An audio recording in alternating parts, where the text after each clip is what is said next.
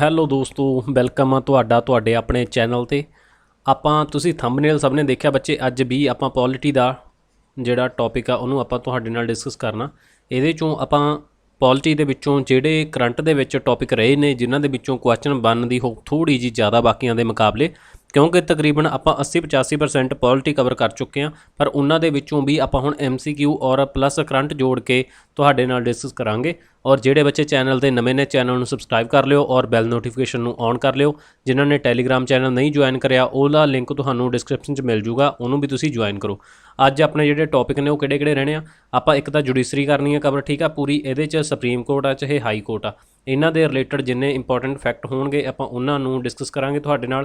ਅਪੁਆਇੰਟਮੈਂਟਸ of ਜੱਜਸ, high court plus supreme court ਦੇ ਜਿਹੜੇ ਜੱਜਸ ਨੇ ਉਹਨਾਂ ਦੀ ਅਪੁਆਇੰਟਮੈਂਟਸ ਵਗੈਰਾ, ਇਹਨਾਂ ਨੂੰ ਲੈ ਕੇ ਜਾਣੀ ਕਿ ਜੁਡੀਸ਼ਰੀ ਨੂੰ ਲੈ ਕੇ MCQ ਹੋਣਗੇ ਜਿਹੜੇ ਕਰੰਟ ਦਾ ਮੁੱਦਾ ਰਹਿਣਗੇ। ਅਤੇ ਇਸ ਤੋਂ ਬਾਅਦ ਆਪਾਂ ਪਾਰਲੀਮੈਂਟ ਦੇ ਵਿੱਚੋਂ PAC ਯਾਨੀ ਕਿ ਪਬਲਿਕ ਅਕਾਊਂਟਸ ਕਮੇਟੀ, ਤਾਂ ਇਹਦੇ ਬਾਰੇ ਵੀ ਆਪਾਂ ਡਿਸਕਸ ਕਰਾਂਗੇ। ਇਹ ਤੋਂ ਬਿਨਾਂ ਐਡਹੌਕ ਕਮੇਟੀਆਂ ਜਿਹੜੀਆਂ ਆਪਣੇ ਪਰਮਾਨੈਂਟ, ਜਿਵੇਂ ਕਿ ਫਾਈਨੈਂਸ਼ੀਅਲ ਕਮੇਟੀ ਹੋ ਗਈਆਂ, ਡਿਪਾਰਟਮੈਂਟਲ ਕਮੇਟੀ ਹੋ ਗਈਆਂ, ਐਸਟੀਮੇਟ ਕਮੇਟੀਆਂ ਹੋ ਗਈਆਂ, ਠੀਕ ਆ, ਜੁਆਇੰਟ ਪਾਰਲੀਮੈਂਟਰੀ ਕਮੇਟੀ, ਤਾਂ ਉਹ ਸਾਰੀਆਂ ਕਮੇਟੀਆਂ ਦੇ ਬਾਰੇ ਆਪਾਂ ਟੌਪਿਕ ਦੇ ਵਿੱਚ ਡਿਸਕਸ ਕਰਾਂਗੇ ਵਿਦ MCQ। ਅਤੇ ਕਰੰਟ ਹੋਊਗਾ ਇਹਨਾਂ ਦਾ, ਅਤੇ ਨਾਲ ਹੀ ਇਹਨਾਂ ਦਾ ਪੂਰਾ ਸਟੈਟਿਕ ਪੋਰਸ਼ਨ ਹੋਊਗਾ ਜਿਹੜਾ ਉਹ ਆਪਾਂ ਤੁਹਾਡੇ ਨਾਲ ਡਿਸਕਸ ਕਰਨਾ। ਵੀਡੀਓ ਨੂੰ ਸ਼ੁਰੂ ਤੋਂ ਲੈ ਕੇ ਐਂਡ ਤੱਕ ਜ਼ਰੂਰ ਦੇਖਣਾ। ਔਰ ਜਿਹੜੇ ਚੈਨਲ ਦੇ ਉੱਤੇ ਨਵੇਂ ਨੇ ਬੱਚੇ, ਅਗੇਨ ਦੈਨ ਚੈਨਲ ਨੂੰ ਤੁਸੀਂ ਪਹਿਲਾਂ ਕਰ ਲਓ ਸਬਸਕ੍ਰਾਈਬ।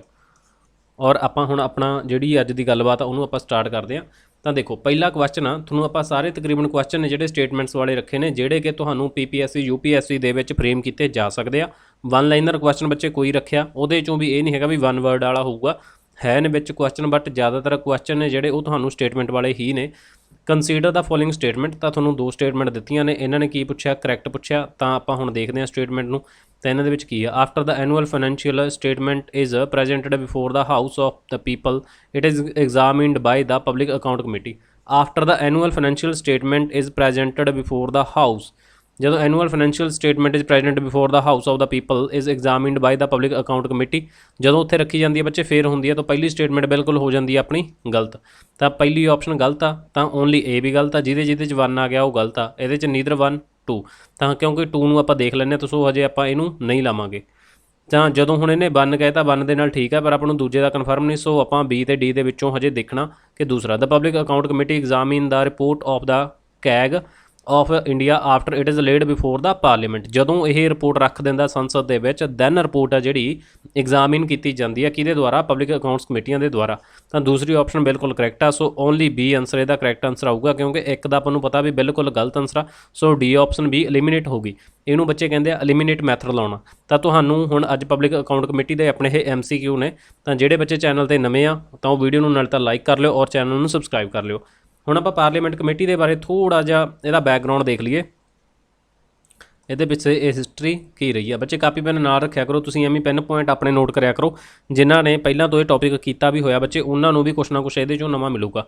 ਤਾਂ ਦੇਖੋ, ਪਹਿਲਾਂ ਤਾਂ ਆਪਣੇ ਸੰਵਿਧਾਨ ਦੇ ਵਿੱਚ ਇਹਨਾਂ ਦੇ ਨਾਲ ਆਰਟੀਕਲ ਕਿਹੜੇ ਡੀਲ ਕਰਦੇ ਆ। ਇੱਕ ਆਰਟੀਕਲ 118 ਔਰ ਇੱਕ ਹੈਗਾ ਆਪਣਾ 105। ਤਾਂ 2 ਆਰਟੀਕਲ ਨੇ ਜਿਹੜੇ ਇਹਨਾਂ ਦੇ ਨਾਲ ਡੀਲ ਕਰਦੇ ਆ। ਬਾਕੀ 1919 'ਚ ਐਕਟ ਆਇਆ ਸੀ, ਗਵਰਨਮੈਂਟ ਆਫ ਇੰਡੀਆ ਐਕਟ, ਠੀਕ ਆ। ਤਾਂ ਇਹਦੇ ਨਾਲ ਹੋਏ ਸੀ ਆਪਣੇ ਮੌਂਟੇਗਿਊ, ਜੇਮਸ, ਫੋਰਡ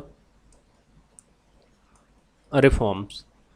ਤਾਂ ਇਹਦੇ 'ਚ ਜਦੋਂ 1919 ਦਾ ਐਕਟ ਆਇਆ, ਤਾਂ 1919 ਦੇ ਐਕਟ ਦੇ ਵਿੱਚ ਦਿੱਤੇ ਸੀ ਪ੍ਰੋਵੀਜ਼ਨ। ਤਾਂ ਇਹਦੇ 'ਚ ਆਈ ਸੀ ਪ੍ਰੋਵੀਜ਼ਨ। ਜੇ ਤੁਹਾਨੂੰ ਆ ਜਾਏ ਸਟੇਟਮੈਂਟ ਦੇ ਵਿੱਚ ਵੀ ਪ੍ਰੋਵੀਜ਼ਨ 1919 ਦੇ ਗਵਰਨਮੈਂਟ ਆਫ ਇੰਡੀਆ ਐਕਟ ਨਾਲ ਆਈ ਸੀ, ਬਿਲਕੁਲ ਕਰੈਕਟ ਆਨਸਰ ਆ।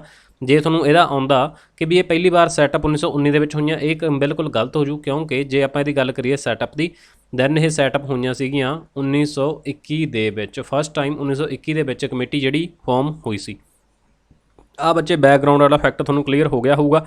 ਆਪਣੇ ਸੰਵਿਧਾਨ ਦੇ ਵਿੱਚ ਦਰਜ ਨਹੀਂ ਹੈਗਾ। ਸੰਵਿਧਾਨ ਦੇ ਵਿੱਚ ਇਹ ਕਿਹਾ ਵੀ ਜੇ ਸੰਸਦ ਚਾਹੇ ਤਾਂ ਬਣਾ ਸਕਦਾ। ਤੁਸੀਂ ਵੈਸੇ ਇਹਦੇ ਬਾਰੇ ਇੱਕ ਬੇਸਿਕ ਜਿਹੜਾ ਓਵਰਵਿਊ ਆ ਕਮੇਟੀਜ਼ ਦੇ ਬਾਰੇ, ਉਹਨੂੰ ਤੁਸੀਂ ਇੰਨਾ ਫੈਕਟ ਧਿਆਨ ਦੇ ਵਿੱਚ ਰੱਖਣਾ। ਔਰ ਹੁਣ ਆਪਾਂ ਗੱਲ ਕਰੀਏ ਜਿਹੜੀਆਂ ਆਪਣੇ ਸੰਸਦੀ ਕਮੇਟੀਆਂ ਬਣਦੀਆਂ ਨੇ, ਸੰਸਦੀ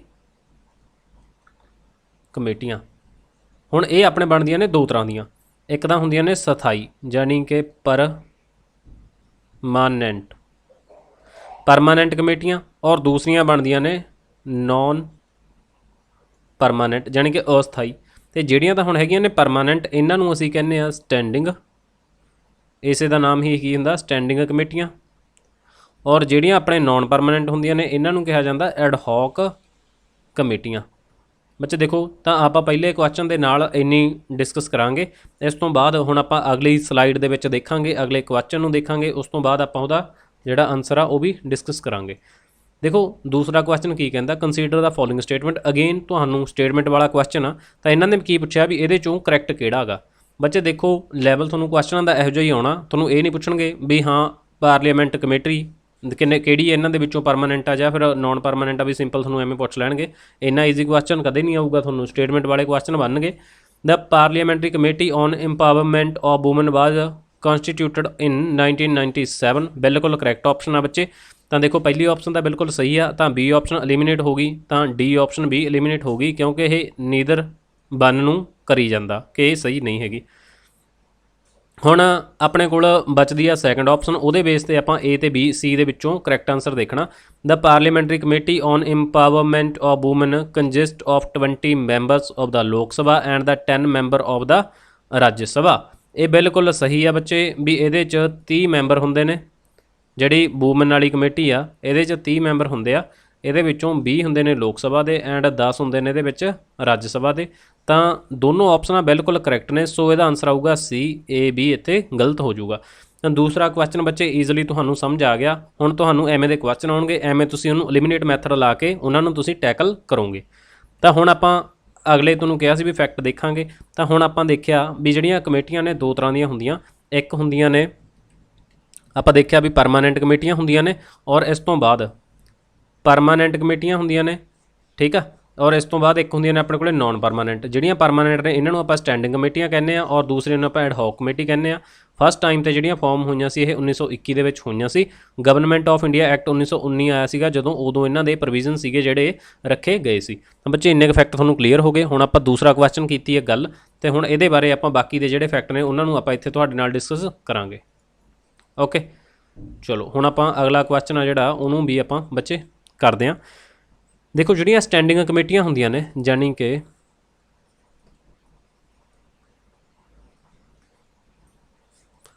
ਇੱਕ ਮਿੰਟ ਬੱਚੇ, ਸਟੈਂਡਿੰਗ ਕਮੇਟੀਆਂ ਹੁੰਦੀਆਂ ਨੇ ਜਿਹੜੀਆਂ, ਠੀਕ ਆ। ਤਾਂ ਸਟੈਂਡਿੰਗ ਕਮੇਟੀਆਂ ਹੁੰਦੀਆਂ ਇਹ ਫਾਰਮ ਕੀਤੀਆਂ ਜਾਂਦੀਆਂ ਨੇ ਐਵਰੀ ਈਅਰ। ਕਦੋਂ ਕਦੋਂ ਫਾਰਮ ਹੁੰਦੀਆਂ ਨੇ? ਹਰ ਸਾਲ ਇਹ ਫਾਰਮ ਕੀਤੀਆਂ ਜਾਂਦੀਆਂ ਨੇ।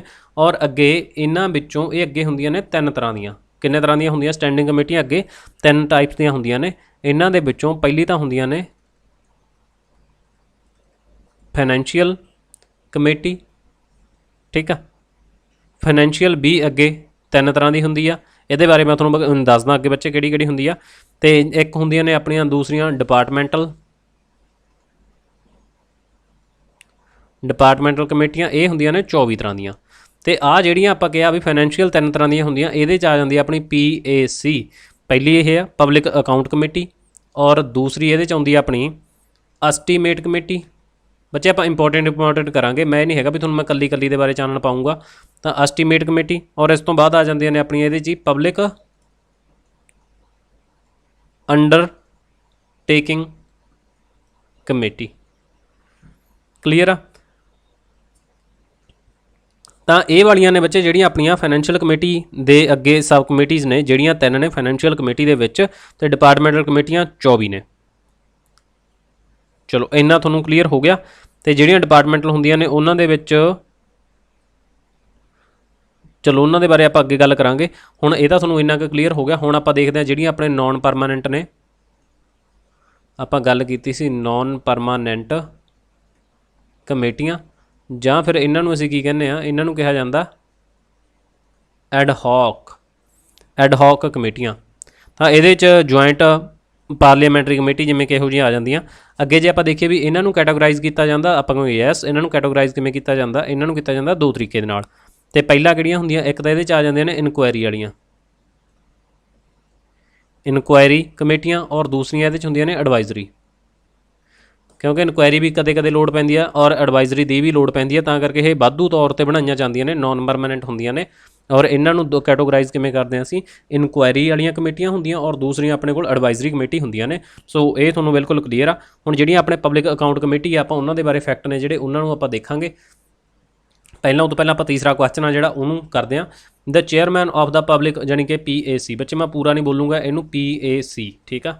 PAC committee of the parliament is appointed by, ਤਾਂ ਜਿਹੜਾ ਇਹਦਾ ਚੇਅਰਮੈਨ ਆ ਤਾਂ ਇਹ ਕਿੱਥੋਂ ਅਪੋਇੰਟ ਕੀਤਾ ਜਾਂਦਾ। ਸੋ ਇਹਦਾ ਕਰੈਕਟ ਆਨਸਰ ਕੀ ਆ ਵੀ ਲੋਕ ਸਭਾ ਦਾ ਸਪੀਕਰ ਕਰਦਾ, ਜਾਂ ਫਿਰ ਪ੍ਰਾਈਮ ਮਿਨਿਸਟਰ ਕਰਦੇ ਆ, ਜਾਂ ਫਿਰ ਰਾਸ਼ਟਰਪਤੀ ਕਰਦਾ, ਜਾਂ ਫਿਰ ਚੇਅਰਮੈਨ ਹੁੰਦੇ ਆ ਰਾਜ ਸਭਾ ਦੇ।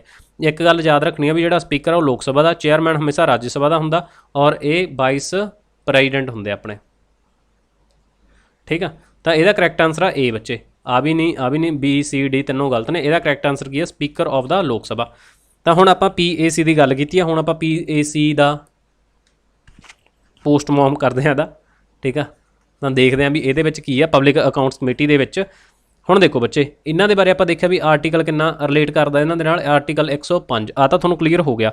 ਹੁਣ ਆਪਾਂ ਦੇਖੀਏ ਵੀ ਇਹਨਾਂ ਦੀਆਂ ਰਿਕਮੈਂਡੇਸ਼ਨ ਜਾਂ ਫਿਰ ਸਿਫਾਰਸ਼ ਕਿਹਨੇ ਕੀਤੀ ਸੀ ਕਮੇਟੀਆਂ ਦੀ, ਜਾਂ ਫਿਰ ਇਹਦੇ ਪ੍ਰੋਵੀਜ਼ਨ ਕਦੋਂ ਆਏ ਸੀ 1919 ਦੇ ਵਿੱਚ। ਫਸਟ ਟਾਈਮ ਇਹ ਸੈਟਅਪ ਹੋਈਆਂ ਸੀ 1921 ਦੇ ਵਿੱਚ, ਆ ਤਾਂ ਤੁਹਾਨੂੰ ਬੜਾ ਕਲੀਅਰ ਹੋ ਗਿਆ। ਹੁਣ ਸੈਟਅਪ ਵੀ ਹੋ ਗਿਆ ਇਹਦਾ। ਹੁਣ ਜੇ ਆਪਾਂ ਗੱਲ ਕਰੀਏ ਸਭ ਤੋਂ ਇੰਪੋਰਟੈਂਟ ਵੀ ਇਹਨਾਂ ਦੇ ਮੈਂਬਰ ਕਿੰਨੇ ਹੁੰਦੇ ਆ, ਜਿਹੜੇ ਕਿ ਅਕਸਰ ਅੱਗੇ ਸਟੇਟਮੈਂਟ ਆਉਣਗੀਆਂ ਤੁਹਾਨੂੰ, ਜਿਨ੍ਹਾਂ ਦੇ ਵਿੱਚ ਤੁਹਾਨੂੰ ਪੁੱਛਿਆ ਜਾਊਗਾ ਹਾਊ ਮੈਨੀ ਮੈਂਬਰਸ, ਦੈਨ ਆਪਾਂ ਕਹਾਂਗੇ 22। ਕਿੰਨੇ ਮੈਂਬਰ ਆ 22। ਹੁਣ ਅੱਗੇ ਆਪਾਂ ਦੇਖੀਏ ਵੀ ਇਹਨਾਂ ਦੇ ਵਿੱਚ 15 ਤਾਂ ਹੈਗੇ ਨੇ ਜਿਹੜੇ 15 ਫਰੋਮ ਯਾਨੀ ਕਿ 15 ਫਰੋਮ ਲੋਕ ਸਭਾ ਐਂਡ 7 ਫਰੋਮ ਰਾਜ ਸਭਾ। ਤਾਂ ਕਲੀਅਰ ਆ 15 + 7 ਮਿਲਾ ਕੇ ਹੋ ਗਏ 22 ਤਾਂ ਹੋ ਗਿਆ। ਹੁਣ ਆਪਾਂ ਗੱਲ ਕਰਦੇ ਹਾਂ ਵੀ ਇਹਨਾਂ ਦਾ ਜਿਹੜਾ ਕਾਰਜਕਾਲ ਆ ਜਾਂ ਫਿਰ ਇਹਨਾਂ ਦਾ ਟੈਨਿਓਰ ਆ, ਟਰਮ ਕਿੰਨੇ ਟਾਈਮ ਦੀ ਹੁੰਦੀ ਆ, ਇਹ ਹੁੰਦੀ ਆ 1 ਈਅਰ ਦੇ ਲਈ, 1 ਸਾਲ ਦੇ ਲਈ। ਔਰ ਹੁਣ ਆਪਾਂ ਗੱਲ ਕਰਦੇ ਹਾਂ ਵੀ ਇਹਦਾ ਕੰਮ ਕੀ ਹੁੰਦਾ।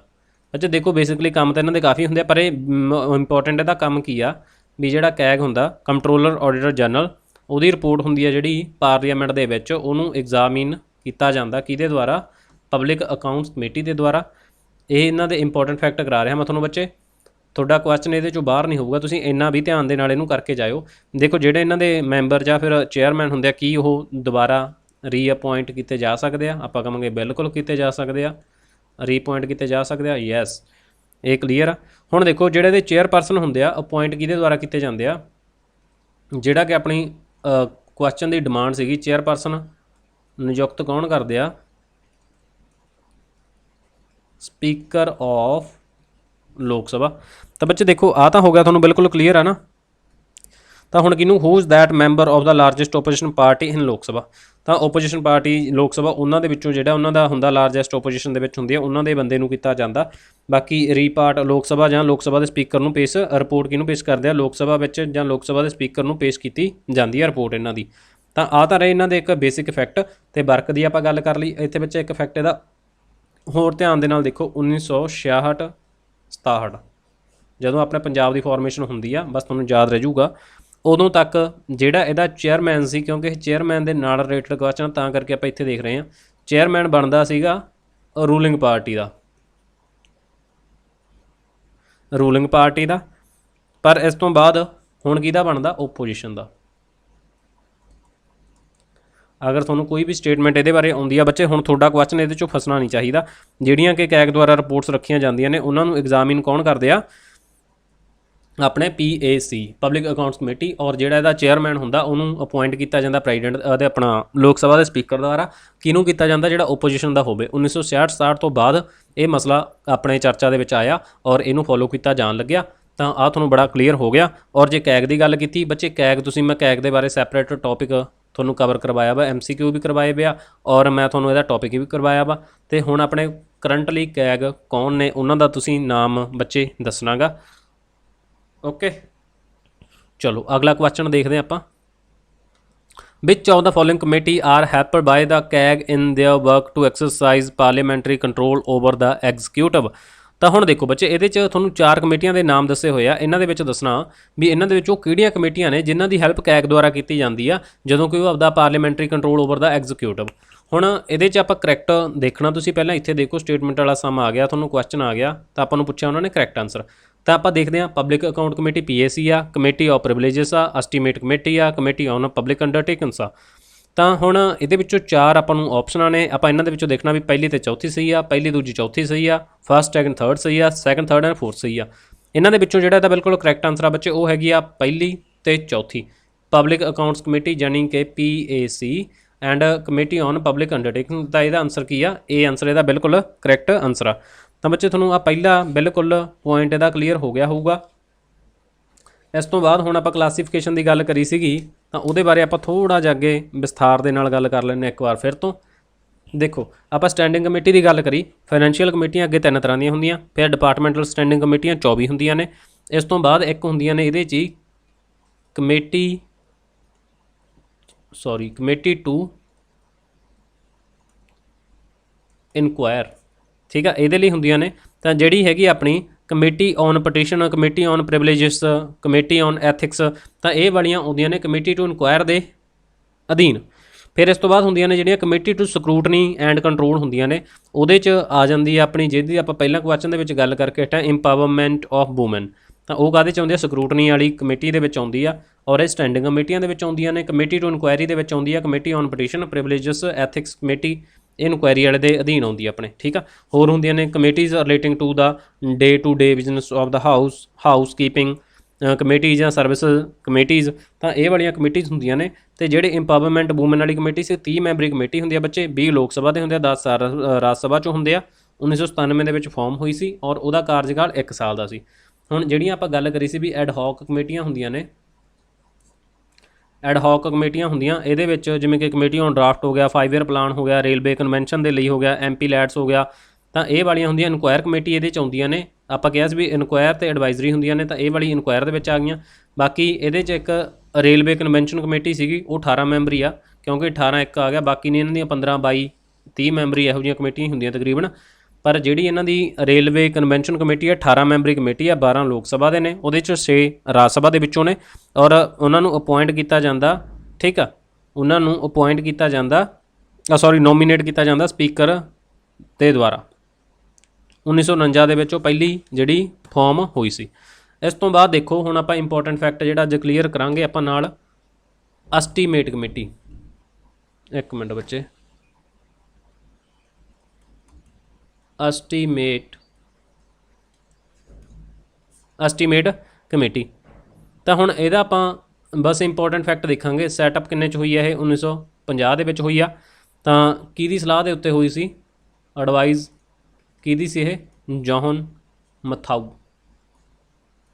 ਮਤਲਬ ਜੌਹਨ ਮਥਾਊ ਉਸ ਟਾਈਮ 'ਤੇ ਦੈਟ ਟਾਈਮ ਇਹ ਕੌਣ ਸੀਗੇ ਬੱਚੇ? ਕਮੈਂਟ ਕਰਕੇ ਕੋਈ ਵੀ ਬੱਚਾ ਦੱਸ ਸਕਦਾ ਜਿਹਨੇ ਪੋਲਿਟੀ ਦੀ ਪਹਿਲਾਂ ਕਿਤੋਂ ਪੜ੍ਹੀ ਹੋਈ ਆ।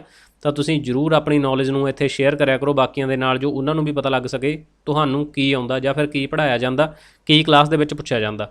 ਤਾਂ ਕਿੰਨੇ ਮੈਂਬਰੀ ਕਮੇਟੀ ਆ ਇਹ ਵੀ 30 ਮੈਂਬਰੀ ਕਮੇਟੀ ਆ।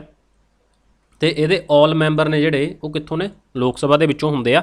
1957 ਤੋਂ ਪਹਿਲਾਂ 25 ਸੀਗੇ ਬੱਚੇ। ਦੇਖੋ 1957 ਤੱਕ ਕਿੰਨੇ ਮੈਂਬਰੀ ਕਮੇਟੀ ਸੀ? ਇਹ 25 ਮੈਂਬਰੀ। ਪਰ ਇਸ ਤੋਂ ਬਾਅਦ ਵਧਾ ਕੇ 5 ਵਧਾ ਕੇ ਹੁਣ ਇਹ ਕਿੰਨੇ ਆ ਪ੍ਰੈਜੈਂਟਲੀ? 30 ਮੈਂਬਰੀ ਕਮੇਟੀ ਹੈਗੀ ਆ। ਸਾਰੇ ਮੈਂਬਰ ਲੋਕ ਸਭਾ ਦੇ ਵਿੱਚੋਂ ਆਉਂਦੇ ਆ। ਤੇ ਜੇ ਇਹਨਾਂ ਦਾ ਕਾਰਜਕਾਲ ਦੀ ਗੱਲ ਕਰੀਏ, ਕਾਰਜਕਾਲ ਇਹਦਾ ਹੁੰਦਾ ਕਿੰਨੇ ਟਾਈਮ ਦਾ? 1 ਸਾਲ ਦਾ, 1 ਈਅਰ ਟਰਨਿਓਰ ਹੁੰਦਾ। ਚੇਅਰਮੈਨ ਇਹਦਾ ਕਿਹਦੇ ਦੁਆਰਾ ਅਪੁਆਇੰਟ ਕੀਤਾ ਜਾਂਦਾ? Appointed by Lok Sabha speaker. Okay, should be member of, ਮਤਲਬ ਹਾਊਸ ਇਹਦਾ ਲੋਕ ਸਭਾ ਦਾ ਮੈਂਬਰ ਹੋਣਾ ਚਾਹੀਦਾ। Should be member of ruling party ਦਾ ਹੋਣਾ ਚਾਹੀਦਾ। ਔਰ ਜਿਹੜਾ ਇਹ ਚੁਣਿਆ ਜਾਂਦਾ ਸਿੰਗਲ ਟਰਾਂਸਫਰੇਬਲ ਵੋਟ ਦੇ ਨਾਲ ਚੁਣਿਆ ਜਾਂਦਾ ਬੱਚੇ। ਆਹ ਇਹਦੇ ਇੰਪੋਰਟੈਂਟ ਫੈਕਟ ਨੇ। ਬਾਕੀ ਇੱਕ ਗੱਲ ਯਾਦ ਰੱਖਣੀ ਹੈ ਵੀ ਇਹਨਾਂ ਜਿਹੜੀਆਂ ਕਮੇਟੀਆਂ ਨੇ ਇਹਨਾਂ ਦੇ ਮਿਨਿਸਟਰ ਨੇ ਜਿਹੜੇ ਉਹ ਮੈਂਬਰ ਨਹੀਂ ਬਣ ਸਕਦੇ। ਹੁਣ ਇਹਦੀ ਜਿਹੜੀ ਰਿਪੋਰਟ ਆ ਲੋਕ ਸਭਾ ਦੇ ਵਿੱਚ ਸਪੀਕਰ ਆਫ ਲੋਕ ਸਭਾ ਨੂੰ ਰੱਖੀ ਜਾਂਦੀ ਆ। ਤੇ ਵਰਕ ਇਹਦਾ ਕੀ ਆ? ਇਹਦਾ ਜਿਹੜਾ ਕੰਮ ਆ ਉਹ ਕੀ ਆ? ਹੁਣ ਆਪਾਂ ਇਹਦੇ ਵਰਕ ਦੀ ਗੱਲ ਕਰਦੇ ਹਾਂ। ਦੇਖੋ ਬੱਚੇ ਇਹਦਾ ਵਰਕ ਕੀ ਆ? Examine extra expenditure and efficiency of government ਦੇ ਐਕਸਟਰਾ ਜਿਹੜੇ ਮਤਲਬ ਕਿ ਵਾਧੂ ਐਕਸਪੈਂਡੀਚਰ ਜਾਨੀ ਕਿ ਖਰਚ ਨੇ, ਔਰ ਐਫੀਸ਼ੀਐਂਸੀ ਆਫ ਗਵਰਨਮੈਂਟ। ਔਰ ਇਹਦੀਆਂ ਸਿਫਾਰਸ਼ਾਂ ਨੇ ਜਿਹੜੀਆਂ ਉਹ ਬਾਈਂਡਿੰਗ ਨਹੀਂ ਹੈਗੀਆਂ ਵੀ ਮੰਨਣੀਆਂ ਹੀ ਮੰਨਣੀਆਂ ਨੇ। ਬਸ ਇਹਨਾਂ ਦਾ ਕੰਮ ਕੀ ਆ? ਆਪਣਾ ਐਸਟੀਮੇਟ ਦੱਸਣਾ। ਤਾਂ ਕੋਈ ਵੀ ਬਾਈਂਡਿੰਗ ਨਹੀਂ ਹੈਗੀ। ਸੈਟਅਪ 1950 ਦੇ ਵਿੱਚ ਆ। ਜੌਹਨ ਮਥਾਊ ਨੇ ਐਡਵਾਈਜ਼ ਕੀਤਾ ਸੀ। 30 ਮੈਂਬਰੀ ਕਮੇਟੀ ਆ। 1957 ਤੱਕ ਇਹ 25 ਮੈਂਬਰੀ ਕਮੇਟੀ ਸੀ। 5 ਮੈਂਬਰ 1957 ਤੋਂ ਐਕਸਟਰਾ ਐਡ ਕਰਤੇ। ਹੁਣ ਇਹ 30 ਮੈਂਬਰੀ ਕਮੇਟੀ ਆ। 1 ਸਾਲ ਦੇ ਲਈ ਚੁਣੀ ਜਾਂਦੀ ਆ। ਤੇ ਤੁਹਾਨੂੰ ਆ ਜਾਏ ਵੀ ਕੀ ਇਹ ਦੁਬਾਰਾ ਉਹੀ ਬੰਦੇ ਚੁਣੇ ਜਾ ਸਕਦੇ ਆ? ਆਪਾਂ ਕਹਿੰਦੇ ਯੈਸ, ਰੀਅਪੁਆਇੰਟ ਹੋ ਸਕਦੀ ਆ। ਤਾਂ ਚੇਅਰਮੈਨ ਲੋਕ ਸਭਾ ਦੇ ਸਪੀਕਰ ਅਪੁਆਇੰਟ ਕਰਦੇ ਆ ਔਰ ਸਿੰਗਲ ਟਰਾਂਸਫਰੇਬਲ ਵੋਟ ਨਾਲ ਮੈਂਬਰ ਆ ਜਿਹੜਾ ਉਹ ਚੁਣੇ ਜਾਂਦੇ ਆ। ਔਰ ਜਿਹੜਾ ਇਹਦਾ ਚੇਅਰਪਰਸਨ ਆ ਉਹ ਸ਼ੁੱਡ ਵੀ ਮੈਂਬਰ ਲੋਕ ਸਭਾ ਦਾ ਹੋਣਾ ਚਾਹੀਦਾ, should be member of ruling party ਦਾ ਹੋਣਾ ਚਾਹੀਦਾ। ਤਾਂ ਬੱਚੇ ਐਸਟੀਮੇਟ ਕਮੇਟੀ ਬਿਲਕੁਲ ਕਲੀਅਰ ਹੋਣੀ ਆ ਹੁਣ ਤੁਹਾਨੂੰ। ਤੇ ਅਗਰ ਤੁਹਾਨੂੰ ਵੀਡੀਓ ਚੰਗੀ ਲੱਗ ਰਹੀ ਹੈ ਬੱਚੇ, ਸਮਝ ਆ ਰਿਹਾ, ਦੈਨ ਚੈਨਲ ਦੇ ਉੱਤੇ ਨਵੇਂ ਹੋ ਤਾਂ ਚੈਨਲ ਨੂੰ ਸਬਸਕ੍ਰਾਈਬ ਕਰੋ ਔਰ ਲਾਈਕ ਬਟਨ ਪ੍ਰੈਸ ਕਰੋ ਔਰ ਕਮੈਂਟ ਆਪਣਾ ਕਰਕੇ ਫੀਡਬੈਕ ਵੀਡੀਓ ਤੇ ਜ਼ਰੂਰ ਦੇਣਾ। ਔਰ ਜਿਹੜੇ ਕੁਐਸਚਨ ਤੁਹਾਨੂੰ ਵੀਡੀਓ ਦੇ ਦੌਰਾਨ ਪੁੱਛੇ ਜਾਂਦੇ ਆ ਉਹਨਾਂ ਨੂੰ ਤੁਸੀਂ ਆਪਣਾ ਰਫਲੀ ਨੋਟ ਕਰ ਲਿਆ ਕਰੋ। ਤਾਂ ਵੀਡੀਓ ਦੇ ਬਾਅਦ ਦੇ ਵਿੱਚ ਜੇ ਤਾਂ ਤੁਹਾਨੂੰ ਪਤਾ ਬੱਚੇ ਤੁਸੀਂ ਉਦੋਂ ਕਮੈਂਟ ਕਰਕੇ ਆਨਸਰ ਦੇ ਦੇਣਾ। ਅਗਰ ਤੁਹਾਨੂੰ ਉਹਦਾ ਆਨਸਰ ਨਹੀਂ ਵੀ ਆਉਂਦਾ ਦੈਨ ਤੁਸੀਂ ਗੂਗਲ ਕਰੋ, ਉਹਦੇ ਬਾਰੇ ਨੌਲੇਜ ਇਕੱਠੀ ਕਰੋ, ਦੈਨ ਉਹਦਾ ਆਨਸਰ ਦਿਓ। ਤੁਹਾਨੂੰ ਰਿਸਰਚ ਤਾਂ ਹੀ ਦਿੱਤੀ ਜਾਂਦੀ ਆ। 5ਵਾਂ ਕੁਐਸਚਨ ਦੇਖੋ, the speaker is the ex officio chairman of the. ਹੁਣ ਜਿਹੜਾ ਸਪੀਕਰ ਆ ਉਹ ਐਕਸ ਆਫੀਸ਼ੀਓ ਚੇਅਰਮੈਨ ਇਹਨਾਂ ਦੇ ਵਿੱਚੋਂ ਕਿਹਦਾ ਗਾ? Rules committee, committee of privileges, committee on public undertaking, committee government assurance. ਮਤਲਬ ਦੇਖੋ ਬੱਚੇ ਇਹਦੇ 'ਚ ਆ ਗਿਆ ਏ ਆਪਸ਼ਨ ਬਿਲਕੁਲ ਠੀਕ ਆ। The speaker is the ex officio. Ex officio ਹੁੰਦਾ ਵੀ ਜਦੋਂ ਪਹਿਲਾਂ ਕਿਸੇ ਇੱਕ ਦਫ਼ਤਰ ਦਾ ਹੈਗਾ ਤੇ ਉਹ ਦੂਸਰਾ ਕਿਸੇ ਹੋਰ ਦਾ ਵੀ ਨਾਲ ਬਣਦਾ, ਉਹਨੂੰ ਕਿਹਾ ਜਾਂਦਾ ਐਕਸ ਆਫੀਸ਼ੀਓ। ਕਲੀਅਰ ਆ?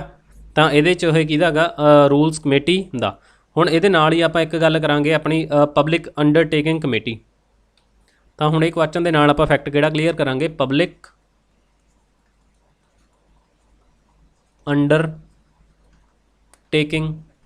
ਕਮੇਟੀ। ਹੁਣ ਦੇਖੋ ਬੱਚੇ ਇਹ ਸੈਟਅਪ ਕਿੰਨੇ 'ਚ ਹੁੰਦੀ ਆ, ਬਸ ਆਪਾਂ ਇੰਪੋਰਟੈਂਟ ਫੈਕਟ ਦੇਖਾਂਗੇ, ਤੁਸੀਂ ਇਹਨਾਂ ਨੂੰ ਨੋਟ ਕਰੀ ਚੱਲੋ। 1964 ਦੇ ਵਿੱਚ ਹੁੰਦੀ ਆ ਔਰ ਇਹਦੇ ਤੇ ਲਈ ਐਡਵਾਈਸ ਕਿਹਨੇ ਦਿੱਤੀ ਸੀ? ਇਹ ਦਿੱਤੀ ਸੀ ਕ੍ਰਿਸ਼ਨਾ ਮੈਨਨ ਨੇ। ਇਹ ਕ੍ਰਿਸ਼ਨਾ ਮੈਨਨ ਨੇ ਸੀ। ਜਿਹੜੀ ਐਸਟੀਮੇਟ ਕਮੇਟੀ ਆ ਉਹ ਜੌਹਨ ਮਥਾਊ ਨੇ। ਤੇ ਉਹ ਤਾਂ ਆਪਣੇ ਉਹਦੀ 1950 ਦੇ ਵਿੱਚ ਜਦੋਂ ਸੰਵਿਧਾਨ ਲਾਗੂ ਹੋਇਆ ਉਦੋਂ ਹੀ ਬਣ ਗਈਆਂ ਸੀਗੀਆਂ ਐਸਟੀਮੇਟ ਕਮੇਟੀਆਂ, ਦਾ ਅੰਦਾਜ਼ੇ ਤਾਂ ਉਹਦੀ ਲੱਗ ਗਈ ਸੀ। ਜਿਹੜੀ ਪਬਲਿਕ ਅੰਡਰਟੇਕਿੰਗ ਕਮੇਟੀ ਆ ਇਹ 1964 ਪੰਜਾਬ ਬੰਦ ਤੋਂ 2 ਸਾਲ ਪਹਿਲਾਂ ਬਣੀ ਆ ਔਰ ਇਹਦੇ 'ਚ ਜਿਹੜੇ ਮੈਂਬਰ ਨੇ ਕਿੰਨੇ ਨੇ? 22 ਨੇ ਔਰ ਇਹਦੇ 'ਚੋਂ 15 ਲੋਕ ਸਭਾ ਦੇ ਵਿੱਚੋਂ, 7 ਇਹਦੇ 'ਚ ਰਾਜ ਸਭਾ ਦੇ ਵਿੱਚੋਂ ਨੇ। ਦੇਖੋ ਬੱਚੇ ਪਹਿਲਾਂ ਜੇ ਗੱਲ ਕਰੀਏ, ਪਹਿਲਾਂ ਇਹਦੇ 'ਚ ਵੀ ਮੈਂਬਰ ਘੱਟ ਹੁੰਦੇ ਸੀ। ਪਹਿਲਾਂ ਇਹਦੇ 'ਚ ਕਿੰਨੇ ਹੁੰਦੇ ਸੀ? 15 ਮੈਂਬਰ ਹੁੰਦੇ ਸੀ, 10 ਲੋਕ ਸਭਾ ਦੇ ਵਿੱਚੋਂ ਐਂਡ 5 ਹੁੰਦੇ ਸੀ ਰਾਜ ਸਭਾ ਦੇ ਵਿੱਚੋਂ। ਤਾਂ 1974 ਦੇ ਵਿੱਚ 1974 ਤੋਂ ਬਾਅਦ ਕੀ ਕਰਤੇ? 74 ਤੋਂ ਇਨਕਰੀਜ਼ ਕਰਤੀ ਸੰਖਿਆ ਇਹਨਾਂ ਦੇ ਮੈਂਬਰ ਦੀ। ਕਿੰਨੇ ਕਰਤੇ ਹੁਣ ਪ੍ਰੈਜੈਂਟਲੀ? 22 ਨੇ, ਜਾਣੀ ਕਿ 7 ਮੈਂਬਰ ਦੀ ਗਿਣਤੀ ਦੇ ਵਿੱਚ ਇਹਨਾਂ ਦਾ ਇਜ਼ਾਫਾ ਕਰ ਦਿੱਤਾ ਗਿਆ। ਹੁਣ ਆਪਾਂ ਗੱਲ ਕਰਦੇ ਹਾਂ ਜੇ ਇਹਨਾਂ ਦੀ ਚੇਅਰਮੈਨ ਦੀ। ਇਹਨਾਂ ਦੇ ਚੇਅਰਮੈਨ ਵੀ ਨਿਯੁਕਤ ਕੀਤੇ ਜਾਂਦੇ ਆ, ਜਾਣੀ ਕਿ ਅਪੁਆਇੰਟ ਕੀਤੇ, ਚਲੋ ਨਿਯੁਕਤੀ ਲਿਖ ਦੇਣਾ, ਨਿਯੁਕਤ ਕੀਤੇ ਜਾਂਦੇ ਆ ਬੱਚੇ ਸਪੀਕਰ ਆਫ ਲੋਕ ਸਭਾ। ਤਾਂ ਇਹਦੇ 'ਚ ਕੀ ਹੋਣਾ ਚਾਹੀਦਾ? ਮੈਂਬਰ ਲੋਕ ਸਭਾ ਦਾ ਹੋਣਾ ਚਾਹੀਦਾ, can be member of any party. ਮਤਲਬ ਕਿ ਜਿਹੜਾ ਐਸਟੀਮੇਟ ਕਮੇਟੀ ਸੀ ਉਹਦੇ 'ਚ ਆਪਾਂ ਦੇਖਿਆ ਵੀ ਕਿ ਉਹ ਰੂਲਿੰਗ ਪਾਰਟੀ ਦਾ ਮੈਂਬਰ ਹੋਣਾ ਚਾਹੀਦਾ, ਪਰ ਇਹਦੇ 'ਚੋਂ ਕਿਸੇ ਵੀ ਪਾਰਟੀ ਦਾ ਮੈਂਬਰ ਹੋਣਾ ਚਾਹੀਦਾ, ਕੋਈ ਚੱਕਰ ਨਹੀਂ ਹੈਗਾ, ਮਤਲਬ ਕਿ ਵੀ ਰੂਲਿੰਗ ਦਾ ਹੋਵੇ, ਪਰ ਮੈਂਬਰ ਲੋਕ ਸਭਾ ਦੇ ਵਿੱਚ ਜ਼ਰੂਰ ਹੋਣਾ ਚਾਹੀਦਾ। ਫਿਰ ਇਹ ਤੋਂ ਬਾਅਦ ਆਉਂਦਾ ਵੀ ਕੀ? ਰੀਅਪੁਆਇੰਟ ਹੋ ਸਕਦਾ? ਯੈਸ, ਰੀਅਪੁਆਇੰਟ ਹੋ ਸਕਦੇ ਆ। ਔਰ ਇਹਨਾਂ ਦਾ ਕਾਰਜਕਾਲ ਕਮੇਟੀ ਦਾ ਕਿੰਨੇ ਟਾਈਮ ਲਈ ਹੁੰਦਾ? 1 ਈਅਰ। ਕਲੀਅਰ ਆ? ਹੁਣ ਵਰਕ ਕੀ ਆ? Examine the CAG report related to public undertakings. Public undertakings ਨੂੰ ਰਿਲੇਟਡ ਜਿਹੜੀ ਰਿਪੋਰਟ ਹੁੰਦੀ ਆ ਕੈਗ ਦੀ, ਉਹਨਾਂ ਦਾ ਐਗਜ਼ਾਮਿਨ ਕੌਣ ਕਰਦਾ? ਪਬਲਿਕ ਅੰਡਰਟੇਕਿੰਗ ਕਮੇਟੀ ਕਰਦੀ ਆ। ਬਾਕੀ ਬੱਚੇ ਦੇਖੋ ਇਹਦੇ ਬਾਰੇ ਇੱਕ ਪੈਨ ਪੁਆਇੰਟ ਆ, ਚਲੋ ਮੈਂ ਤੁਹਾਨੂੰ ਇੱਥੇ ਲਿਖਾਉਣਾ। ਇਹ ਹੈਗਾ ਆਪਣਾ ਪਬਲਿਕ ਅੰਡਰਟੇਕਿੰਗ ਕਮੇਟੀਜ਼ ਦੇ ਬਾਰੇ ਆ ਬੱਚੇ, ਕਮੇਟੀ ਔਨ ਪਬਲਿਕ ਅੰਡਰਟੇਕਿੰਗਸ। ਤਾਂ ਆਹ ਸੀ ਕਮੇਟੀ ਦੇ ਬਾਰੇ ਮੈਂ ਦੱਸ ਰਿਹਾ ਤੁਹਾਨੂੰ। ਜਿਹੜਾ ਰਾਜ ਸਭਾ ਦਾ ਮੈਂਬਰ ਚੇਅਰਮੈਨ ਨਹੀਂ ਬਣ ਸਕਦਾ, ਕਦੇ ਵੀ ਚੇਅਰਮੈਨ ਨਹੀਂ ਇਹਦਾ ਬਣ ਸਕਦਾ, ਠੀਕ ਆ। ਤਾਂ ਚਲੋ ਹੋਰ ਇਹਦਾ ਆਪਾਂ ਦੇਖੀਏ ਬੱਚੇ ਵੀ ਜਿਹੜੀਆਂ ਇਹਦੀਆਂ ਸਿਫਾਰਸ਼ਾਂ ਨੇ ਐਡਵਾਈਜ਼ਰੀ ਨੇ, ਨਾਟ ਬਾਈਂਡਿੰਗ ਔਨ ਦਾ ਮਿਨਿਸਟਰੀਜ਼। ਜਿਹੜੀ ਇਹਦੀ ਸਲਾਹ ਹੈਗੀ ਉਹ ਕਿਹੜੀ ਆ? ਮਤਲਬ ਕਿ ਸਲਾਹ ਹੀ ਹੈ, ਐਡਵਾਈਜ਼ਰੀ ਆ ਬਿਲਕੁਲ, ਠੀਕ ਆ, ਔਰ ਨਾਟ ਬਾਈਂਡਿੰਗ। ਤਾਂ ਬੱਚੇ ਦੇਖੋ ਹੁਣ ਤੁਹਾਨੂੰ ਇਹ ਵੀ ਕਲੀਅਰ ਹੋ ਗਈ, ਪਬਲਿਕ ਅੰਡਰਟੇਕਿੰਗ ਕਮੇਟੀ ਕਲੀਅਰ ਹੋਊਗੀ। ਇਸ ਤੋਂ ਬਾਅਦ ਅਗਲੇ ਕੁਐਸਚਨ ਦੇ ਨਾਲ ਇੱਕ ਆਪਾਂ ਅਗਲੀ ਕਮੇਟੀ ਨੂੰ ਵੀ ਡਿਸਕਸ ਕਰ ਲਾਂਗੇ। ਚਲੋ ਸੇਮਾ ਕੁਐਸਚਨ ਦੇਖੋ, ਇਹ ਵੀ ਸਟੇਟਮੈਂਟ ਵਾਲਾ ਕੁਐਸਚਨ ਆ। ਇਹਦੇ 'ਚ ਵੀ ਉਹਨਾਂ ਨੇ ਕਰੈਕਟ ਪੁੱਛਿਆ, which of the following committees consist of the representative of both the house namely Lok Sabha and ਰਾਜ ਸਭਾ। ਕਿਹੜੀ ਕਮੇਟੀ ਆ ਜਿਹਦੇ ਵਿੱਚ ਮਤਲਬ ਕਿ ਹਾਊਸ ਲੋਕ ਸਭਾ ਦੇ ਵਿੱਚੋਂ? ਦੇਖੋ ਬੱਚੇ ਐਸਟੀਮੇਟ ਕਮੇਟੀ ਤਾਂ ਆਪਾਂ ਪਹਿਲਾਂ ਗੱਲ ਕਰਕੇ ਹਟੇ ਹਾਂ ਵੀ ਉਹਦੇ 'ਚ ਆਪਾਂ ਦੇਖਿਆ ਵੀ ਓਨਲੀ ਮੈਂਬਰ ਲੋਕ ਸਭਾ ਦੇ ਵਿੱਚੋਂ ਹੁੰਦੇ ਆ। ਤਾਂ ਇਹਦੇ 'ਚੋਂ ਉਹਨਾਂ ਨੇ ਪੁੱਛਿਆ ਵੀ ਬੋਥ ਹਾਊਸ ਦੇ ਵਿੱਚੋਂ। ਤਾਂ ਐਸਟੀਮੇਟ ਕਮੇਟੀ ਤਾਂ ਸਾਨੂੰ ਪਤਾ ਵੀ ਇਹ ਤਾਂ ਇਕੱਲੀ ਲੋਕ ਸਭਾ ਦੇ ਵਿੱਚੋਂ ਬਣਦੀ ਆ। ਤਾਂ ਜਿੱਥੇ ਜਿੱਥੇ ਪਹਿਲੀ ਆਪਸ਼ਨ ਆ ਤੁਸੀਂ ਉਹਨੂੰ ਸਾਫ਼-ਸਾਫ਼ ਤੌਰ 'ਤੇ कर दो एलिमीनेट ਇਹਦੇ ਵਿੱਚੋਂ। ਕਲੀਅਰ ਆ।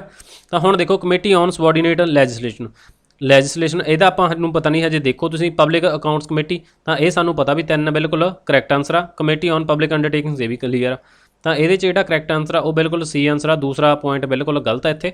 ਤਾਂ ਇਹਦਾ ਕੀ ਆਂਸਰ ਆ? ਸੀ ਆਪਸ਼ਨ ਕਰੈਕਟ ਆਂਸਰ ਆ। ਸੀ ਥਰਡ ਐਂਡ ਫੋਰਥ ਨੰਬਰ ਜਿਹੜੀ ਕੰਡੀਸ਼ਨ ਆ ਉਹ ਬਿਲਕੁਲ ਸੈਟੀਸਫਾਈ ਹੁੰਦੀ ਆ। ਸੋ ਇਹਦਾ ਆਂਸਰ ਕੀ ਆ ਆਪਣੇ ਕੋਲੇ? ਹੁਣ ਦੇਖੋ ਬੱਚੇ, ਇੱਕ ਡਿਪਾਰਟਮੈਂਟਲ ਪਾਰਲੀਮੈਂਟ ਕਮੇਟੀ ਹੁੰਦੀਆਂ ਨੇ ਜਿਹੜੀਆਂ, ਡਿਪਾਰਟਮੈਂਟਲ ਸੰਸਦੀ ਕਮੇਟੀਆਂ। ਹੁਣ ਦੇਖੋ ਬੱਚੇ, ਇਹ ਕਿਹੜੀ ਪਹਿਲਾਂ ਤਾਂ ਕਿਹੜੀ ਆ? ਇਹ ਸਥਾਈ ਕਮੇਟੀਆਂ ਨੇ। ਸਥਾਈ ਮਤਲਬ ਪਰਮਾਨੈਂਟ ਕਮੇਟੀਆਂ ਨੇ। ਔਰ ਦੂਸਰਾ ਇਹਨਾਂ ਦਾ ਸੈਟਅਪ ਕਦੋਂ ਹੋਇਆ ਸੀ? 1993 ਦੇ ਵਿੱਚ।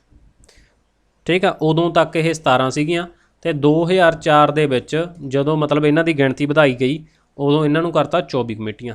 ਤਾਂ 1993 ਦੇ ਵਿੱਚ ਸੈਟਅਪ ਹੁੰਦਾ, ਉਦੋਂ ਕਿੰਨੀਆਂ ਸੀ? 17। ਬਟ 2004 ਤੱਕ ਇਹ ਕਿੰਨੀਆਂ ਹੋ ਗਈਆਂ? ਵਧਾ ਕੇ ਕਰਤੀਆਂ 24। ਤਾਂ ਹੁਣ 24 ਕੁੱਲ ਨੇ। 24 ਕਮੇਟੀਆਂ ਦੇ ਵਿੱਚੋਂ ਵੀ ਅੱਗੇ ਆਪਾਂ ਜੇ ਦੇਖੀਏ, 24 ਦੇ ਵਿੱਚੋਂ ਬੱਚੇ ਜਿਹੜੀਆਂ ਤਾਂ ਹੈਗੀਆਂ ਨੇ ਆਪਣੀਆਂ 16। ਇੱਕ ਮਿੰਟ ਬੱਚੇ,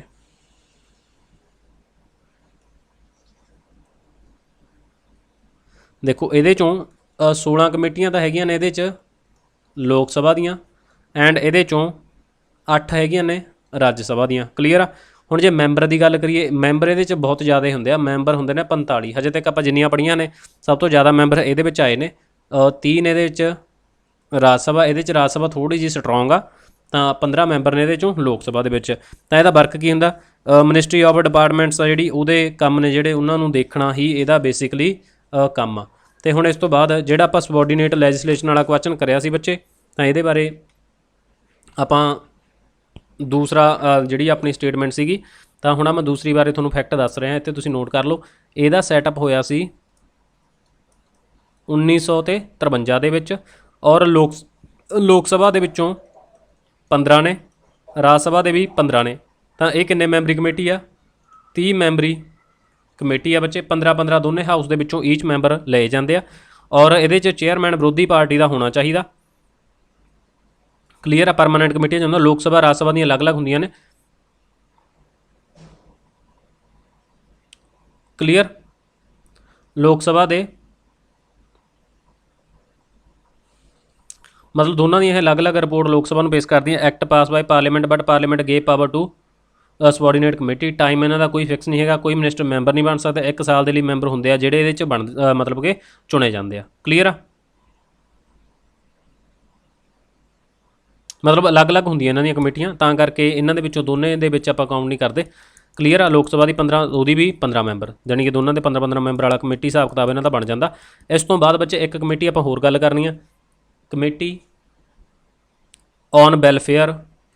ਮਤਲਬ ਜਿਹੜੀ committee welfare of SC and ST ਦੇ ਲਈ ਆ, ਤਾਂ ਇਹ ਪਰਮਾਨੈਂਟ ਕਮੇਟੀ ਆ। ਇਹ ਵੀ 30 ਮੈਂਬਰੀ ਕਮੇਟੀ ਆ। ਤਾਂ ਇਹਦੇ 'ਚ 20 ਨੇ ਲੋਕ ਸਭਾ ਦੇ ਵਿੱਚੋਂ, ਜਿਹੜੇ ਬਚੇ ਫਿਰ ਉਹ ਰਾਜ ਸਭਾ ਦੇ ਵਿੱਚੋਂ ਆ। ਕਲੀਅਰ ਆ। 1 ਸਾਲ ਦੇ ਲਈ ਹੁੰਦੀ ਆ। ਕੋਈ ਵੀ ਮੰਤਰੀ ਇਹਦੇ 'ਚ ਨਹੀਂ ਬਣ ਸਕਦਾ। ਇਹ ਵੀ SC ਤੇ ST ਕਮਿਸ਼ਨ ਹੁੰਦੇ ਆ ਜਿਹੜੇ, ਉਹਨਾਂ ਦੀਆਂ ਰਿਪੋਰਟਸ ਹੁੰਦੀਆਂ ਨੇ ਜਿਹੜੀਆਂ ਉਹਨਾਂ ਨੂੰ ਦੇਖਦੀ ਆ।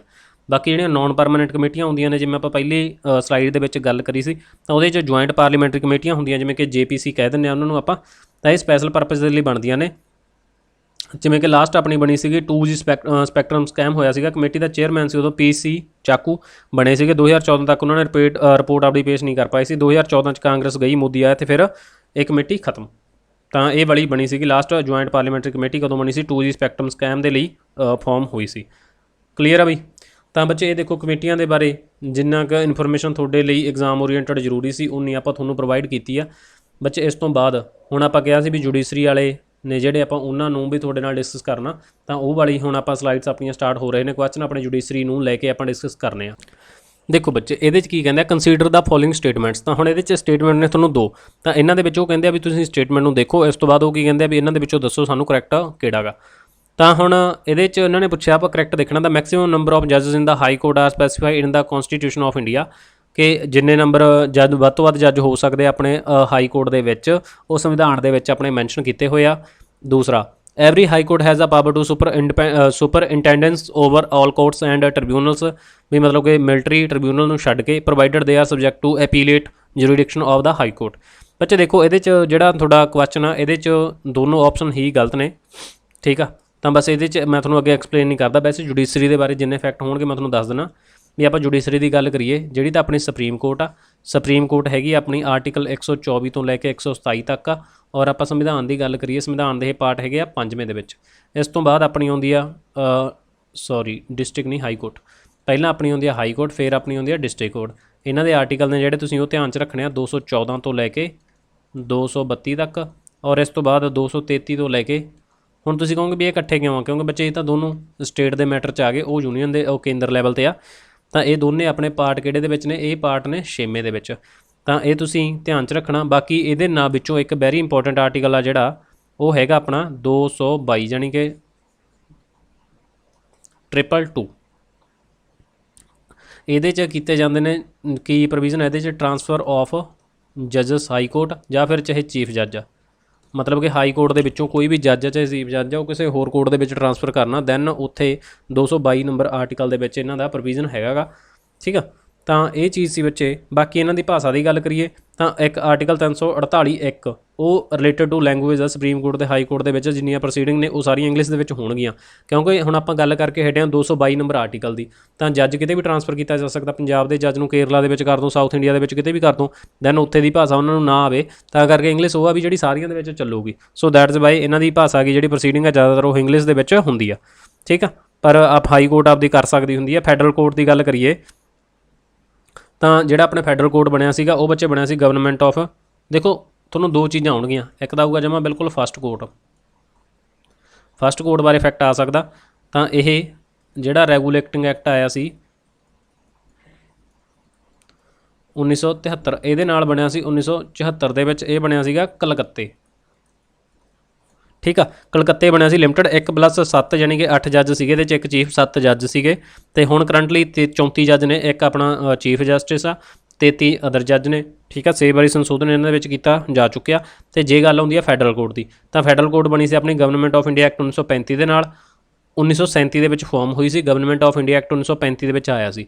ਔਰ 28 ਜਨਵਰੀ, ਜਦੋਂ 26 ਜਨਵਰੀ 1950 ਨੂੰ ਆਪਣਾ ਸੰਵਿਧਾਨ ਇੰਪਲੀਮੈਂਟ ਹੋ ਗਿਆ, ਉਸ ਤੋਂ ਬਾਅਦ 2 ਦਿਨ ਬਾਅਦ 28 ਜਨਵਰੀ 1950 ਨੂੰ ਇਹਦਾ ਜਿਹੜਾ ਨਾਮ ਸੀ ਫੈਡਰਲ ਕੋਰਟ ਤੋਂ ਬਦਲ ਕੇ ਸੁਪਰੀਮ ਕੋਰਟ ਰੱਖਤਾ। ਉਹ ਸਮੇਂ ਵੀ ਇਹਦੇ ਆਪਣੇ 1+7 ਯਾਨੀ ਕਿ 8 ਜੱਜ ਸੀਗੇ, ਕਲੀਅਰ ਆ। ਔਰ ਇੱਕ ਬੱਚੇ ਇਹਦੇ ਬਾਰੇ ਹੋਰ ਫੈਕਟ ਦੇਖੋ, ਇੱਥੇ ਹੀ ਦੇਖ ਲਓ ਤੁਸੀਂ, ਆਪਣੇ ਤਕਰੀਬਨ ਆਪਣਾ 71-72 ਸਾਲਾਂ ਦੇ ਵਿੱਚ ਹਜੇ ਤੱਕ ਕੋਈ ਵੀ CGI ਵੂਮਨ ਨਹੀਂ ਬਣੀ, ਠੀਕ ਆ। ਪਹਿਲਾ ਪੁਆਇੰਟ, ਜਿਹੜੀਆਂ ਜੱਜ ਬਣੀਆਂ ਨੇ ਸੁਪਰੀਮ ਕੋਰਟ ਦੇ ਵਿੱਚ ਉਹਨਾਂ ਦੀ ਗਿਣਤੀ ਹੈਗੀ 8। ਉਹਨਾਂ ਦੇ ਵਿੱਚੋਂ ਜਿਹੜੀ ਸਭ ਤੋਂ ਪਹਿਲੀ ਬਣੀ ਸੀ ਉਹ ਹੈਗੀ ਸੀ ਫਾਤਿਮਾ, ਜਿਹੜੀ ਸਭ ਤੋਂ ਪਹਿਲਾਂ ਬਣੀ ਸੀ ਉਹ ਹੈਗੀ ਸੀ ਫਾਤਿਮਾ ਬੀਬੀ। ਇਹ ਬਣੀ ਸੀ 1999 ਦੇ ਵਿੱਚ, 1999 ਦੇ ਵਿੱਚ ਬਣੀ ਸੀ। ਔਰ ਇਸ ਤੋਂ ਬਾਅਦ ਬੱਚੇ ਇੱਕ ਜਿਹੜਾ ਸਭ ਤੋਂ ਲੰਬਾ ਸਮਾਂ ਸੀ ਉਹ ਸੀਗਾ ਇੰਦਰਾ ਬੈਨਰਜੀ ਦਾ। ਜਿਹੜੀਆਂ ਵੂਮਨ ਬਣੀਆਂ ਨੇ ਉਹਨਾਂ ਦੇ ਵਿੱਚੋਂ ਇੰਦਰਾ ਬੈਨਰਜੀ ਦਾ ਟਨਿਓਰ ਸਭ ਤੋਂ ਲੰਬਾ ਸੀ। ਜੇ ਆਪਾਂ ਵੈਸੇ ਗੱਲ ਕਰੀਏ ਲੌਂਗੈਸਟ ਟਨਿਓਰ ਬਾਈ ਵੀ ਚੰਦਰਚੂੜ ਦਾ 7 ਸਾਲ। ਜੇ ਘੱਟ ਦੀ ਗੱਲ ਕਰੀਏ ਤਾਂ ਕਮਲ ਨਾਰਾਇਣ ਸਿੰਘ ਦਾ ਓਨਲੀ 18 ਦਿਨ ਦਾ ਟਨਿਓਰ ਰਿਹਾ ਗਾ। ਤਾਂ ਬੱਚੇ ਕੁਝ ਕੁ ਫੈਕਟ ਨੇ। ਆਪਣਾ ਸੁਪਰੀਮ ਕੋਰਟ ਦਾ ਹੈੱਡਕੁਆਟਰ ਨਿਊ ਦਿੱਲੀ ਆ। ਹਾਈ ਕੋਰਟ ਕਿੱਥੇ ਆ? ਬੈਡੀ ਬੈਂਚ ਇਹਨਾਂ ਦੀ ਸਭ ਤੋਂ ਆਪਣੀ ਲਾਸਟ ਤੇਲੰਗਾਨਾ ਦੇ ਵਿੱਚ ਬਣੀ ਸੀ 1 ਜਨਵਰੀ। ਕਦੋਂ ਬਣੀ ਹੈ ਤੁਸੀਂ ਦੱਸੋਗੇ, ਠੀਕ ਆ। ਜਿਹੜਾ ਹਾਈ ਕੋਰਟ ਹੁੰਦਾ ਫਾਂਸੀ ਦੇ ਸਕਦਾ ਪਰ ਸੁਪਰੀਮ ਕੋਰਟ ਦੀ ਸਲਾਹ 'ਤੇ। ਅਤੇ ਜਿਹੜਾ ਡਿਸਟ੍ਰਿਕਟ ਕੋਰਟ ਆ ਹਰ ਜ਼ਿਲ੍ਹੇ ਦਾ ਆਪਦਾ ਹੁੰਦਾ, ਇਹ ਤੁਹਾਨੂੰ ਪਤਾ ਹੀ ਆ। ਬਾਕੀ ਜਿਹੜੀ ਇਲਾਹਾਬਾਦ ਕੋਰਟ ਆ ਬੱਚੇ, ਉਹਦੇ 'ਚ ਸਭ ਤੋਂ ਵੱਧ ਜੱਜ 160 ਜੱਜ ਹੋ ਸਕਦੇ ਆ ਅਤੇ 70-80 ਦੇ ਲਗਭਗ ਉੱਥੇ ਹੈਗੇ ਆ। ਅਤੇ ਕੇਸ ਦੋ ਤਰ੍ਹਾਂ ਦੇ ਹੁੰਦੇ ਆ, ਸਿਵਲ ਕੇਸ ਹੁੰਦੇ ਆ, ਕ੍ਰਿਮੀਨਲ ਕੇਸ ਹੁੰਦੇ ਆ। ਸਿਵਲ ਕੇਸ ਜਿਹੜੇ ਕਿ ਮਤਲਬ ਕਿ ਆਮ ਜ਼ਮੀਨ ਜਾਇਦਾਦ ਦੇ ਹੁੰਦੇ ਆ। ਕ੍ਰਿਮੀਨਲ ਕੇਸ ਸੈਸ਼ਨ ਕੋਰਟ ਦੇ ਵਿੱਚ ਦੇਖੇ ਜਾਂਦੇ ਆ। ਸਿਵਲ ਕੋਰਟ ਦੇ ਵਿੱਚ ਹੀ ਦੇਖੇ ਜਾਂਦੇ ਆ। ਤਾਂ ਦੇਖੋ ਬੱਚੇ, ਆਪਾਂ ਇੰਨੇ ਕੁਐਸਚਨ ਡਿਸਕਸ ਕਰ ਲਏ। ਇਸ ਤੋਂ ਬਾਅਦ ਆਪਣੇ ਕੋਲ ਕੁਐਸਚਨ ਤਾਂ ਬੱਚੇ ਹੋਰ ਵੀ ਹੈਗੇ ਆ, ਬਟ ਉਹਨਾਂ ਨੂੰ ਆਪਾਂ ਅਗਲੀ ਵੀਡੀਓ ਦੇ ਵਿੱਚ ਤੁਹਾਡੇ ਨਾਲ ਡਿਸਕਸ ਕਰਾਂਗੇ। ਤਾਂ ਬੱਚੇ ਐਕਸਪਲੇਨ ਕਰਨ ਦੇ ਨਾਲ ਵੀਡੀਓ ਕਾਫੀ ਜ਼ਿਆਦਾ ਲੈਂਥੀ ਹੋ ਜਾਂਦੀ ਆ ਔਰ ਇੰਨਾ ਬੋਲਣਾ ਵੀ ਔਖਾ ਹੋ ਜਾਂਦਾ, ਕਿਉਂਕਿ ਇੱਕ ਕੁਐਸਚਨ ਦੇ ਨਾਲ ਆਪਾਂ ਤੁਹਾਨੂੰ ਘੱਟੋ ਘੱਟ 15-20 ਕੁਐਸਚਨ ਨੇ ਜਿਹੜੇ ਉਹ ਐਕਸਪਲੇਨ ਕਰ ਦਈਦੇ ਆ, ਤਾਂ ਜੋ ਵੀ ਇਹਦੇ ਨਾਲ ਮਿਲਦਾ ਜੁਲਦਾ ਤੁਹਾਡਾ ਕੁਐਸਚਨ ਇਹ ਟੌਪਿਕ ਦੇ ਵਿੱਚੋਂ ਈਵਨ ਕੋਈ ਵੀ ਕੁਐਸਚਨ ਬਣੇ ਤੁਹਾਡਾ ਕੁਐਸਚਨ ਨਾ ਫਸੇ। ਤਾਂ ਬੱਚੇ ਦੇਖੋ, ਅਗਰ ਤੁਹਾਨੂੰ ਵੀਡੀਓ ਔਰ ਕੰਟੈਂਟ ਪੜ੍ਹਾਉਣ ਦਾ ਤਰੀਕਾ ਸਮਝ ਆ ਰਿਹਾ, ਆਸਾਨੀ ਦੇ ਨਾਲ ਚੰਗਾ ਲੱਗ ਰਿਹਾ, ਦੈਨ ਤੁਸੀਂ ਚੈਨਲ 'ਤੇ ਨਵੇਂ ਹੋ ਤਾਂ ਚੈਨਲ ਨੂੰ ਸਬਸਕ੍ਰਾਈਬ ਕਰੋ ਔਰ ਬੈਲ ਨੋਟੀਫਿਕੇਸ਼ਨ ਨੂੰ ਔਨ ਕਰ ਲਿਓ, ਤਾਂ ਜੋ ਜਦ ਵੀ ਕੋਈ ਵੀਡੀਓ ਅਪਡੇਟ ਕੀਤੀ ਜਾਵੇ ਬੱਚੇ ਉਹਦਾ ਨੋਟੀਫਿਕੇਸ਼ਨ ਤੁਰੰਤ ਤੁਹਾਡੇ ਤੱਕ ਆ ਸਕੇ, ਕਿਉਂਕਿ ਦਿਨ ਨੇ ਤੁਹਾਡੇ ਕੋਲ ਲਿਮਟਿਡ ਅਤੇ ਤੁਹਾਨੂੰ ਕੰਟੈਂਟ ਚਾਹੀਦਾ ਪੂਰਾ मतलब कि टॉप ਦਾ ਜਿਹੜਾ ਐਗਜ਼ਾਮ ਓਰੀਐਂਟਡ ਹੋਵੇ। ਤਾਂ ਆਪਾਂ ਤੁਹਾਨੂੰ ਕੁਝ ਵੀ ਫਾਲਤੂ ਨਹੀਂ ਕਰਾ ਰਹੇ ਬੱਚੇ, ਜਿਹੜੇ ਐਗਜ਼ਾਮ ਓਰੀਐਂਟਡ ਪੁਆਇੰਟ ਨੇ, ਫੈਕਟ ਨੇ ਬਿਲਕੁਲ, ਤਾਂ ਉਹਨਾਂ ਨੂੰ ਆਪਾਂ ਕਰਵਾ ਰਹੇ ਹਾਂ ਔਰ ਉਹ ਵੀ ਉਹੀ ਫੈਕਟ ਕਰਵਾ ਰਹੇ ਹਾਂ ਬੱਚੇ ਹੁਣ ਜਿਹੜੇ ਕਰੰਟ ਦੇ ਵਿੱਚ ਰਹੇ ਆ ਤਕਰੀਬਨ ਜਨਵਰੀ 2021 ਤੋਂ ਲੈ ਕੇ ਆਪਣਾ ਹੁਣ ਤੱਕ ਜਿਹੜੇ ਆਪਣੇ ਕਰੰਟ ਦੇ ਵਿੱਚ ਟੌਪਿਕ ਖਬਰਾਂ ਦੇ ਵਿੱਚ ਰਹੇ ਆ। ਤਾਂ ਹੁਣ ਮੈਂ ਕਰੰਟ ਦਾ ਬੱਚੇ ਤਾਂ ਨਹੀਂ ਜੋੜਦਾ ਕਿਉਂਕਿ ਕਰੰਟ ਦੇ ਵਿੱਚ ਜਿਹੜੀ ਚੀਜ਼ ਜੋੜਨ ਵਾਲੀ ਹੋਈ ਮੈਂ ਤੁਹਾਨੂੰ ਉਹ ਜੋੜ ਕੇ ਦੱਸੂਗਾ, ਨਿਊਜ਼ ਵੀ ਬਕਾਇਦਾ ਦਿਖਾਊਂਗਾ ਵੀ ਆਹ ਚੀਜ਼ ਬੱਚੇ ਤਾਂ ਕਰਕੇ ਆਪਾਂ ਇਹਨੂੰ ਐਡ ਕਰ ਰਹੇ ਹਾਂ।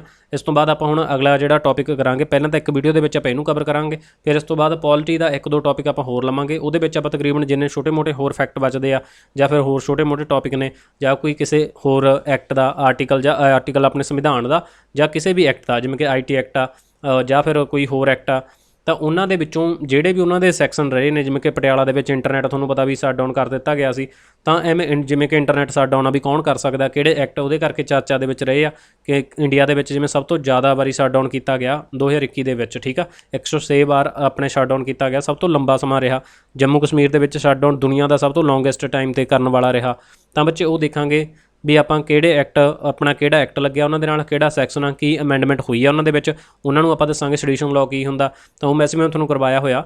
ਤਾਂ ਇੰਪੋਰਟੈਂਟ ਜਿਹੜੇ ਸੈਕਸ਼ਨ ਰਹੇ ਨੇ ਨਿਊਜ਼ ਦੇ ਵਿੱਚ, ਜਿਹੜੇ ਐਕਟ ਰਹੇ ਨੇ ਨਿਊਜ਼ ਦੇ ਵਿੱਚ, ਉਹਨਾਂ ਦੇ ਬਾਰੇ ਆਪਾਂ ਸਪੈਸ਼ਲੀ ਗੱਲ ਕਰਾਂਗੇ। ਉਹਦੇ ਲਈ ਆਪਾਂ ਸੈਪਰੇਟ ਵੀਡੀਓ ਰੱਖਾਂਗੇ। ਤਾਂ ਜਿਹੜੇ ਮਤਲਬ ਕਿ ਮੇਨ ਟੌਪਿਕ ਨੇ, ਮੇਜਰ ਟੌਪਿਕ ਨੇ, ਉਹਨਾਂ ਨੂੰ ਆਪਾਂ ਡਿਸਕਸ ਕਰ ਰਹੇ ਹਾਂ। ਤਾਂ ਬੱਚੇ ਟੈਲੀਗ੍ਰਾਮ ਨੂੰ ਤੁਸੀਂ ਜੁਆਇਨ ਕਰ ਲਿਓ, ਉਹਦੇ 'ਚ ਵੀਡੀਓ ਦਾ ਸ਼ਡਿਊਲ ਵਗੈਰਾ ਜਦੋਂ ਵੀ ਪਾਈ ਜਾਂਦੀ ਆ ਜਾਂ ਪਾਉਣ ਵਾਲੀ ਹੁੰਦੀ ਆ ਆਪਾਂ ਉਹਦੇ 'ਤੇ ਤੁਹਾਡੇ ਨਾਲ ਸ਼ੇਅਰ ਕਰਦੇ ਹਾਂ। ਤਾਂ ਉਹਨੂੰ PDF ਵਗੈਰਾ ਵੀ ਸ਼ੇਅਰ ਕਰ ਦਈਦੇ ਆ ਔਰ ਉੱਥੇ MCQ ਜਿਹੜੇ ਕਰੰਟ ਦੇ ਹੁੰਦੇ ਆ ਉਹ ਵੀ ਉੱਥੇ ਸ਼ੇਅਰ ਕੀਤੇ ਜਾਂਦੇ ਆ।